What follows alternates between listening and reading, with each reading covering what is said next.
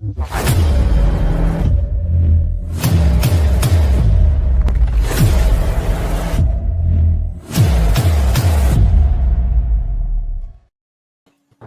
boys and girls. The fans' verdict. Let's get all your opinions through from the game that happened this afternoon. A 1-0 win away at Middlesbrough. I'm joined by my usual colleagues, Sir Dunk, Wendover in the car. Evening, boys, once again. Evening. All right. Okay, so let's get all your opinions through. Fantastic away win. Good or bad? Let's get them straight through right now. Also, your man of the match. On top of that, well, straight on you, Wendover, mate. And like I said before, we went live. Safe journey to you and everyone in the car. What do you make of that? Excellent. Really enjoyed it, to be fair. We weathered our luck in the second half. Really impressed with the centre-back pairing of Caban and Abankwah. They really added some pace to the back line. Good goal from Sissoko, set piece, which was nice. And I felt that every player gave it all today. Everybody was fighting for Tom and fighting for the result. Lovely togetherness at the end of the game when the team came over to us away fans and a few players just hoisted Tom up in the air. That lad's been through the ringer, Clevs has, and that was for him. And good performance. Another away victory. And if you looked at the last week, Leeds, we kind of expected what we got. We've got 4 points from our trip up to the northeast, and if you'd have offered me that, 10 days ago, I would have snatched your hand off. So, well pleased. Dunk, mate. Go on, then. Yeah, I think for me, and you might agree with this, Wendover, I think there are 3 players that really stood out on the pitch today. Abankwah, Kevin, and Loser. With big shouts to the Larouci as well, who I thought had a very good game defensively. Probably his best defensive performance of the season from him, I think. I mean, we were all thinking, why on earth is he dropping Matty Pollock, probably our most consistent centre-back this season, despite for an unknown pairing between Abankwah and Kevin, who always appeared to be reliable.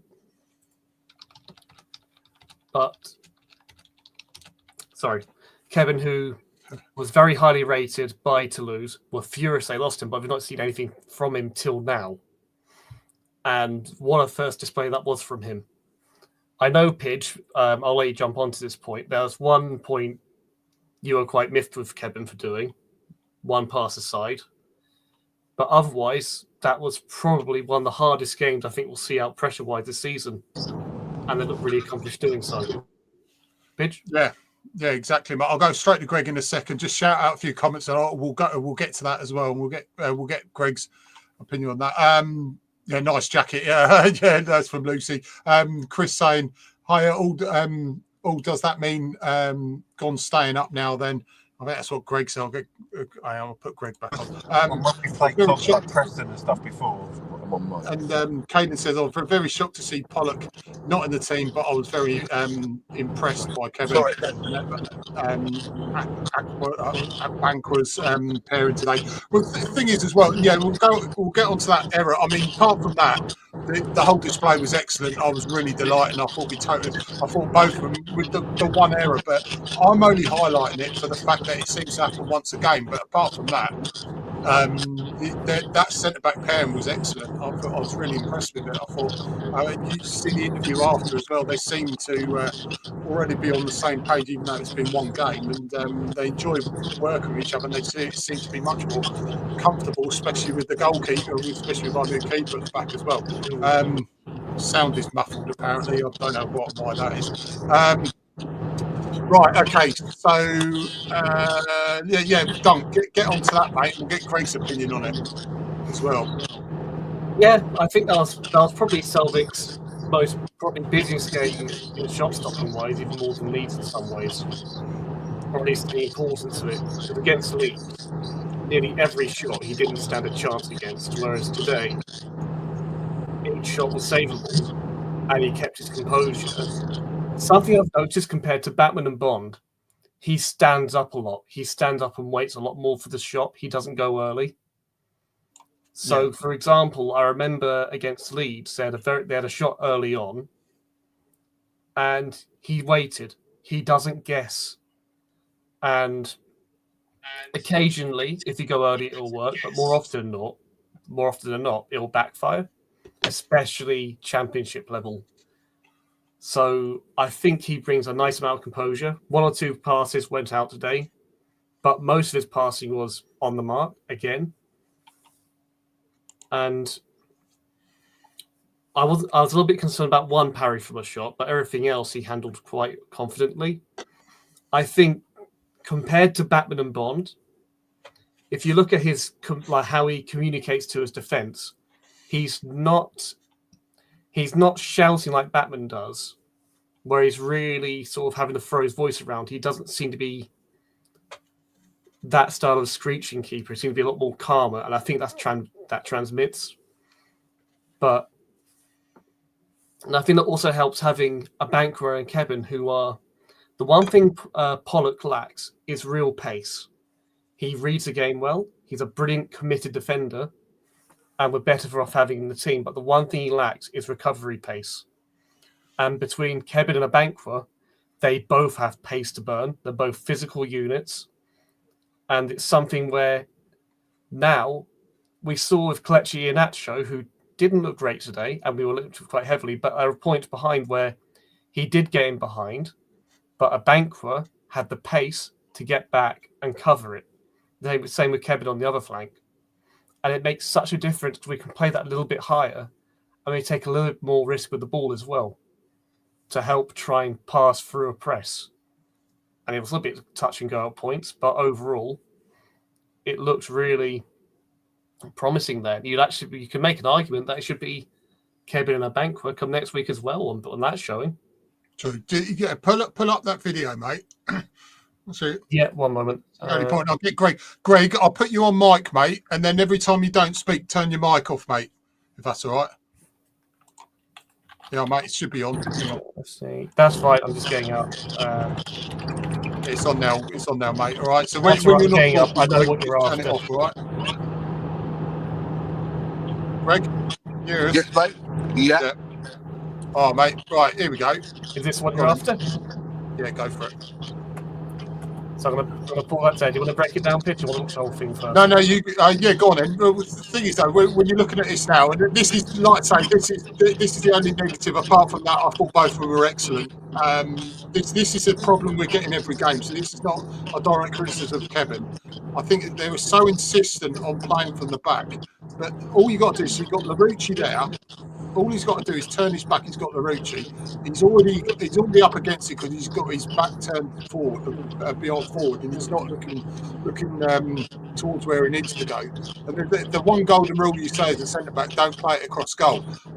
Dele, it looks like Dele's actually pointing to him to pass it over to the left before he gives it to him, because he obviously knows someone's breathing down his neck. Like I say, this is not directed at Kevin. This is just something that you see at least once a game, and we got caught. Luckily, we didn't get caught this week. I mean, we got caught against Leeds.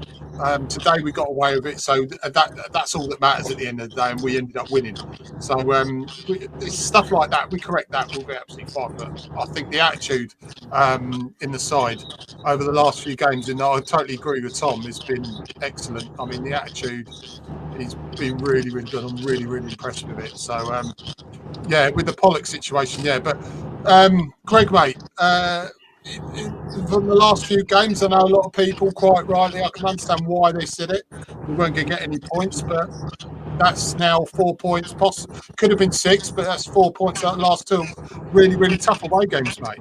Oh, 100%. And I just echo the point. Selvik brings a calmness to that defence. He can also play off his feet. He's much better than Backman with his feet, and he's a calmer character. I agree. He stands up. You know, he doesn't go down early. He stands up. He's an upgrade without any shadow of a doubt. He's an upgrade. Centre-back pairing, I'm keeping those two in. I'm sorry, Matty Pollock. He was rested today, I understand, but I would keep with those two for the visit of that lot up the road next Sunday. I would keep those two without any shadow of a doubt, because they are quick. They've got the physicality to deal with what's the Luton centre forward called? No. Oh, which one now? Is it the Morris? Morris, yeah. Morris. They've got the physicality to deal with him. Yeah, I thought as a pairing they look too. And one thing my pal in the car noticed with the neither were playing on the left or the right. They kept switching throughout the game. They had the flexibility to change. Yeah. Very, very impressed with them today. Very impressed. Yeah, exactly, mate. And I think, like you said, and like Dunk said, pace and power, they've got abundance of that as well. And like they said in an interview, they seem to enjoy, even though it's one game, they seem to enjoy playing as a centre-back pairing as well, which helps. The keeper's a massive upgrade. I completely agree. I mean, anyone who don't agree with that is definitely Stevie Wonder, but it would look like Stevie Wonder. But, you know, you don't want to hate on Backman, but he's 100% an upgrade. The thing is, though, as well, and we said this, centre-backs have got to be confident with the keeper. Keeper's got to be confident with his centre-backs. And they do. They look so much more trustworthy of their keeper to be that final brick in the wall, you know, to stop the shots, and just confidence all round. And yeah, with Morris being how he is, a traditional big stocky centre forward, then yeah, I think we can go a long way with playing those two against the Scum next week. I think we'll have to, because they're gonna pack that midfield and go for broke next week. They're fighting for their lives. Will be buoyed after this result. I think the only thing we've got to watch out for is complacency, because we've had many times where we've had a fantastic performance, say away, and then we go at home and then we completely balls it up. So let's just hope they turn up this time and produce something similar to a couple of years ago. Wouldn't go amiss, mate. I'm not necessarily expecting a 4-0 thumping, but as long as we don't bloody lose to them, that's all I can say. 100%, mate. 100%. As long as we win, that's all that matters. That's all that matters. It's the big one. A derby, you want the bragging rights, irrelevant of where you finish in the league. Massive game for us next week, and let's hope we're on it. Let's hope we're totally on it. Yeah. Also, Greg, mate, I'll throw this to you as well. I mean, obviously, Pollock should be fit. Like I say, we've already discussed this. The centre-back pairing, that you can't, if it's not broke, don't fix it. I fully expect, and I'm totally behind you there with the centre-back pairing needs to be the same one for next week. But do you hold any hope for Bar being fit next week? I don't. From my understanding, he's not. No, I think he's still a few weeks away. So yeah, we'll miss him.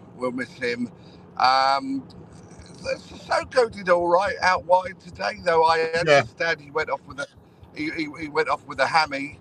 Though Ince came on and showed, he's a different type of player, hasn't got the pace. But I tell you what, Ince, he worked hard. I don't know if you noticed at the end of the game, he had a lob that didn't quite work. The keeper got it, then they broke. But Ince ran back to cover the right back position, and that's the type of attitude you want. He hasn't got the pace he once had. Of course he hasn't. He's 30, whatever, but he's got a footballing brain. Tom Ince has got a footballing brain, so maybe he comes in next week if though I did see Sissoko at the end come over to celebrate, and he didn't look too bad. So hopefully he'll be okay for next week.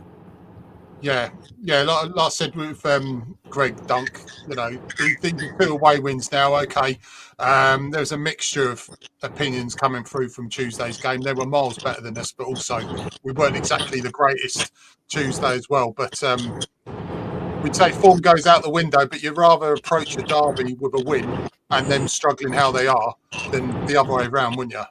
Oh, completely. Yeah. Dunk, cheers. All good here. So, all right, do you want to move on to Luton then next week? Well, no, just as general, but we'll go back to Boro in a minute. But look, we'd rather come off of a fantastic away performance than positive momentum breeds confidence. And I was concerned with the Leeds game. That was the first game where I thought, are the players playing for cleverly? And today was an emphatic yes, they are. To a man, they're all still playing for him. That was the biggest question mark I had. And the only question mark I've had with the players' motivation this season. And as Dave said, even though Boro have been on a poor run lately, we saw in the second half, that final 20-30 minutes, how dangerous they were. We've seen so often teams like that punish us because we can't hold them off. And it also shows how much we've been struck down by injuries recently. When you compare to the quality, like the players we're bringing on, like taking off Whittaker for, was it Osmosis Junior? What's his name? Sorry. I think so. The thing is, though, we're saying that they've been on a poor run, but we've been on good runs and played teams that have been poor runs, and we ended up losing. And the thing is, though, they're at home as well, and they're pushing the playoffs. They're expected to be pushing for those player positions. I mean, the squad they've got is better than ours in terms of attacking options. So, you know, this is a fantastic win. You know, we should have beaten Sunderland. Sorry, Greg, go on, mate. Yeah, they spent a fortune in the window. You know, exactly. Whittaker was a few quid. You know, they spent a lot of money in the window. And let's face it, if we look back at the Leeds game, they're a better team than us. They've got a stronger squad than us. I see that Leeds team as mid-table Premier League, what they've got now. If you looked how they were in transition, they were in transition like a Premier League team. And when we made a mistake, they punished us like a Premier League team would punish us. They are a good size, and I think they're a mid-table Premier League side. So I wasn't too disheartened on Tuesday night, but we've gone away to Middlesbrough. Yeah, that they aren't in a great run of form, but they've got a strong squad, and we didn't sneak the 1-0 win. We deserved that 1-0 win. We deserved it. And and onwards and upwards. Doug's quite right. Best way to go into a big derby is on the back of a win. And bring it on. Let's bring it on, and let's help relegate them to League One. Exactly, mate. I mean, you look at us as well. We weren't exactly on a great run either, and we don't exactly win away. So that makes the win that all sweet. And like you said, you know, the amount of money Boro has spent. I mean, their squad is pretty strong squad. The Leeds thing, I said at the start of the season, Leeds have been challenging purely because they've got rid of 2 or 3 players, and they've still got arguably the strongest squad in the league. And it proved it. Even now, they're stronger than they were at the start of the season. They have got a good side there, and I think they have to go up. Competing in the Premier League. Well, they've put all their eggs in one basket, mate. Yeah. They have to get promoted. Sorry to interrupt you, mate. They have to get promoted because they've spent money purely on that thing. They've sold players and brought in players purely on doing that. Here we go. This is what Dunk's put up. Let me just before we go on to that, boys, because I'll leave that. Let's get some comments through. Mr. Hollins says, "How are you, Pigeon? The fellas? Yeah, all good, mate." He says, "Massive win today for the massive." Melanie says hello, been at work. Great to listen to a Watford win this afternoon. No, thanks for watching, Melanie. It's really good. Caden said I would go for 3-4-2-1, and I would go Pollock in the middle of the three because Pollock's overall quality, but his leadership and calmness when he plays, and he would be brilliant against the Scum. Mr. Hollins said the team looked more settled last season with Hamer in goal too. Lucy's at the game next week. That's good for me because I have to give her the ticket. Kevin said got to beat the Scum.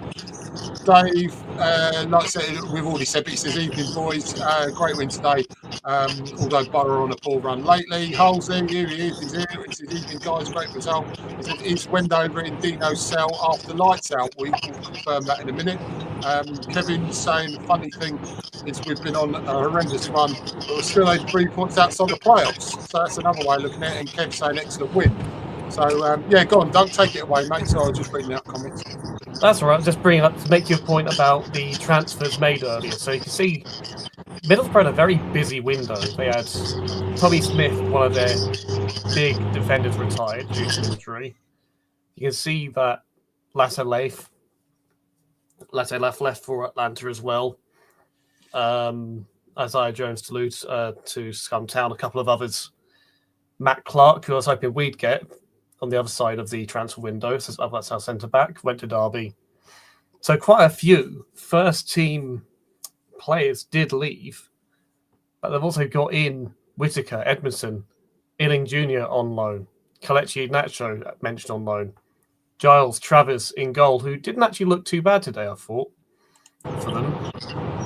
I don't really rate Mark Travers highly, but he looks competent enough today. Can't really say anything negative about him. Silvera from Portsmouth and Sonny Finch as well.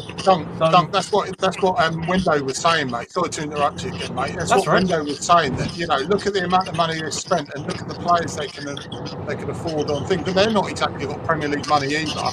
But they've spent $7 million on Whitaker. The likes of Giles Iheanacho, Travers. There's some really good players there. So you expect them to be definitely pushing top six. I mean, you've had the resurgence of certain teams like Coventry again, which you knew was probably going to happen anyway. But you look at it like, I think like Mr. Kevin said, we're only 3 points from the playoffs. That's how crazy this league is, because we've been on such a poor run. And after 4 points out of the last 3 games, really, if you look at it, we're back in a hunt for looking up rather than down. Again, it's crazy, isn't it? It's always been such a tight league. Championship's always been such a tight league. You might occasionally get 1 or 2 runaways, but anything below that, even then, it's anyone's game. Yeah. I mean, hell, look at, for a case in point, Ipswich last year. Nobody put Ipswich last year as a team to go up, and they did it with aplomb. So you never quite know this league. Same way that I know we quite rightly mock them, but nobody expected Luton Town to be 24th. No, I expect 27 points. 2 first through the season. If they got up to Plum, can we sign this Plum fella? So I'm saying, as you quite rightly say, this league is in every sense unpredictable. Yeah. What do you think, Wendover? Yeah, Wendover, mate. Go on, all yours. That is the championship, isn't it? And it's even more so this season. It is congested outside of the top 4. Do I want playoffs?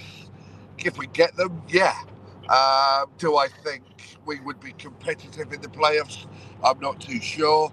And the state the club's in at the moment, do I want to go up? Not sure. Not sure.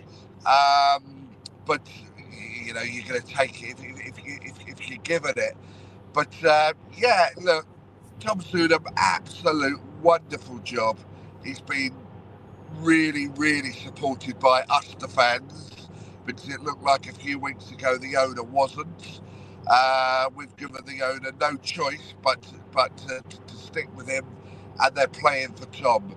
Those boys, I could tell at the end of the game when they came over and they hoisted their head coach in the air that they are playing for him. And long may that continue. Yeah, he's going to be a top coach. I said this start of the season, even before we started that mini run at the start, and he will be a top coach given time to grow and learn and what he's doing now. And like you said, the fans are giving the Pozzos no choice. They've got to stick with him, to break a habit of a lifetime and stick with a coach. We've got some exciting youngsters coming through as well.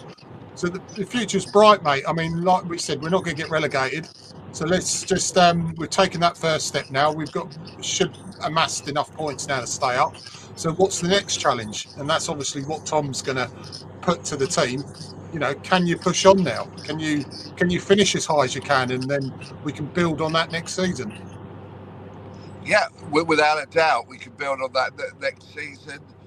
Will we be building on that with this ownership or a new ownership? Question.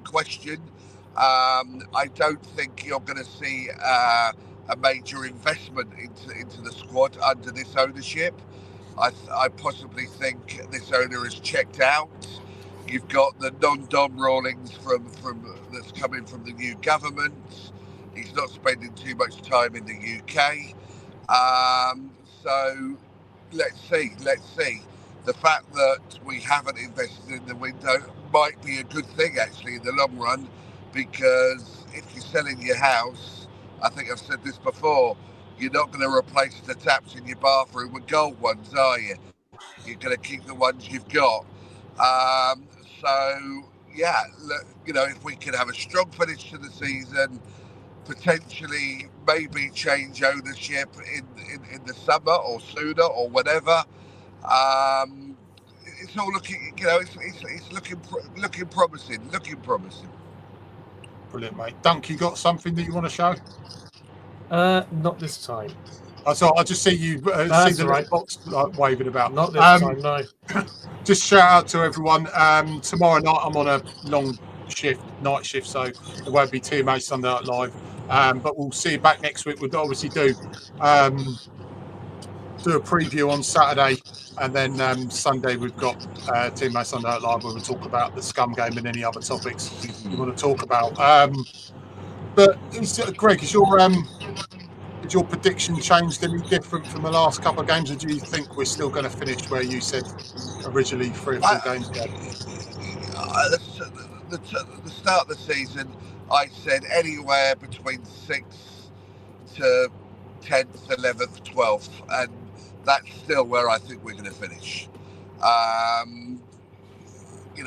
The squad isn't very deep, and we've got injuries now. If we got any more, you're looking at putting some of those kids in, aren't you? And are those kids ready? Maybe not. But yeah, I think we'll finish anywhere between 6th and 12th. And if we do, that is a wonderful.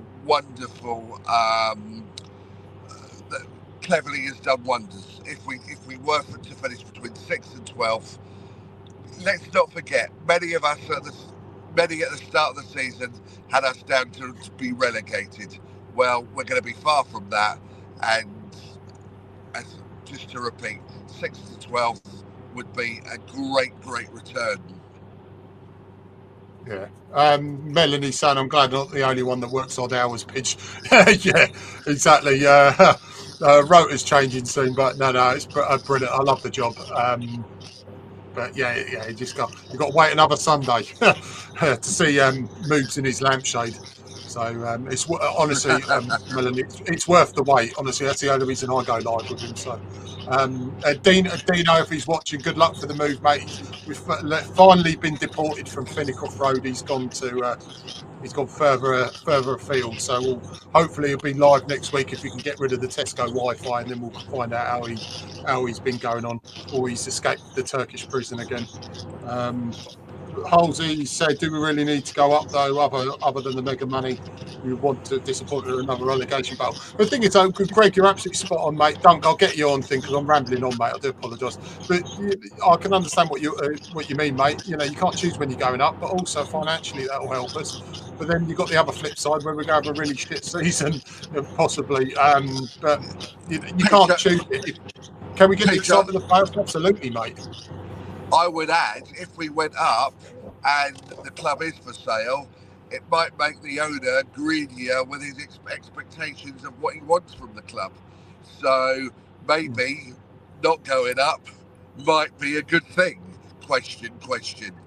And do we want to get beaten every week and try and scrape around to get 40 points? This current squad, I can't see getting 40 points in the Premier League. Nothing like that.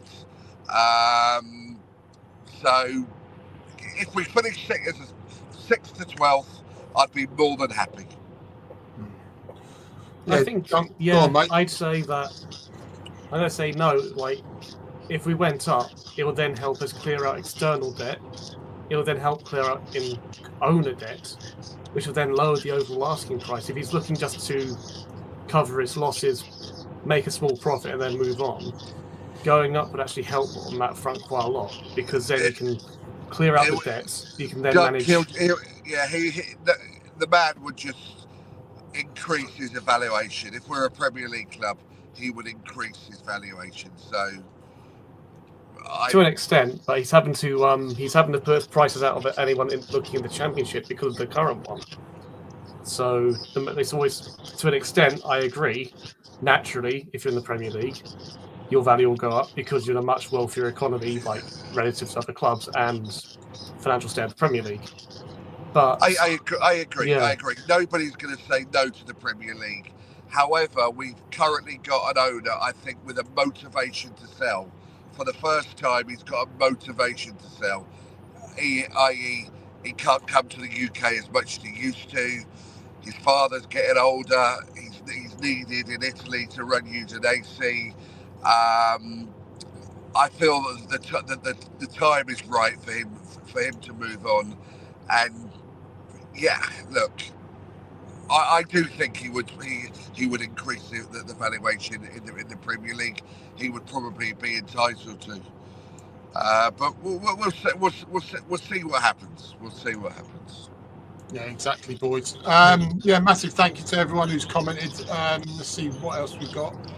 Yeah, that's pretty much it. Dunk, what are the most? Just before we go, I'll throw it out to both of you. Dunk, what's the main things we can take from today? Obviously, stating an obvious question there, but what things do we need to take from this onto Sunday? that the players still want to play for Cleverley, and that is the single most important thing of all. If the players want to play for him, we need to carry on both backing Cleverley and also keeping the pressure on Gino Pozzo to actually try and change his ethos of managers at the moment. If we don't want Cleverley to move on and be kicked out, we have to make sure it's well known still. Wendover, same thing, mate. Take from today, agree with Doug. Players playing for Cleverley, and that centre back pairing, which is as strong a centre back pairing I've seen at Watford Football Club for a long time. They were big, strong, physical, and quick, and the calmness from the goalkeeper. Right, just before we go, totally agree from Wendover. That's some holes. He's also said, safe journey home, mate. And I echo that with everyone in your car, mate. Have a safe journey. He says, great, cheers, guys. Have a great week. Yeah, you too. And Mr. Kevin saying, cheers, fellas. Yeah, so we'll see you next Friday. We'll preview the game, 8 p.m. Matchday preview. And then we'll see you Sunday straight after the game. Boys, are there any last things to say before we go, both of you? No, I'm all good. I would say, bring on Scum Town. We're here. We're waiting for you, and we're going to give you a good hiding. Mate, Dunk. You alls.